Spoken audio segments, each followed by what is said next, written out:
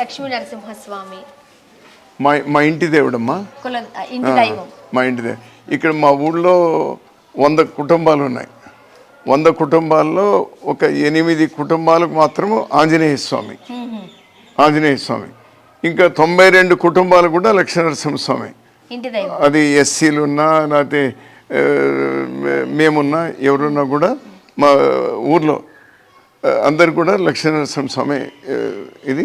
అందుకోసం ఆంజనేయ స్వామి ఉన్నాడు, లక్ష్మీ నరసింహస్వామి ఉన్నాడు. ఇక్కడ దేవుని సన్నిధిలో నాకు ఒక డౌట్ ఉండిందండి మనసులో, అది అడుగుతాం మిమ్మల్ని.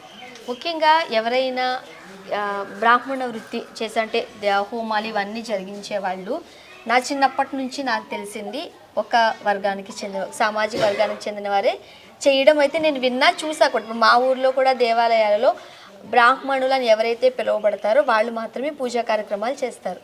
కానీ ఊరికొచ్చి నేను వాళ్ళతో వీళ్ళతో మాట్లాడినప్పుడు ఇక్కడ సామాజిక వర్గంతో సంబంధం లేకుండా పూజారులు ఉన్నారు, ముఖ్యంగా ఈ దేవస్థానాలలో అని నేను విన్నాను. అవునమ్మా. దాదాపు ఈ పంచాయతీలో మా ఫాదరు 30 సంవత్సరాలు సర్పంచ్ ఉండేవాళ్ళు. ఇప్పుడు 2 పంచాయతీలు ఉన్నాయి. దీనిలో దాదాపు 50 దేవస్థానాలు ఉన్నాయి.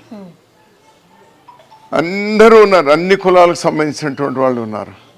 వీళ్ళు బ్రాహ్మణులు ఉన్నారు, శ్రీ వైష్ణవులు ఉన్నారు, యాదవులు ఉన్నారు, తర్వాత వాల్మీకులు ఉన్నారు, బలిజలు అంటే మీ దగ్గర కాపులు ఉంటారు ఉన్నారు, ఎస్సీలు ఉన్నారు, ఎస్సీలో మాదిగలు ఉన్నారు, మాలలు ఉన్నారు, అందరూ ఉన్నారు. వాళ్ళందరూ కూడా ఈరోజు వచ్చినారు. చూడండి, ఇతను ఎస్సీ, ఇతను ఎస్సీ, ఆంజనేయ స్వామి దేవస్థానం పూజారి ఎస్సీ.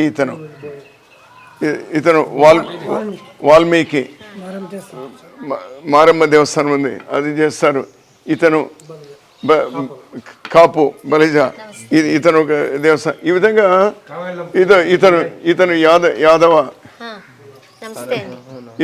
ఇతను ఒక దేవస్థానం పూజారి.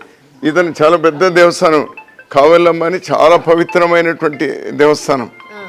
అక్కడ అంత పవిత్రత ఉంటుంది ఆ దేవస్థానం. సో ఇట్లా అందరూ ఉన్నారు తల్లి.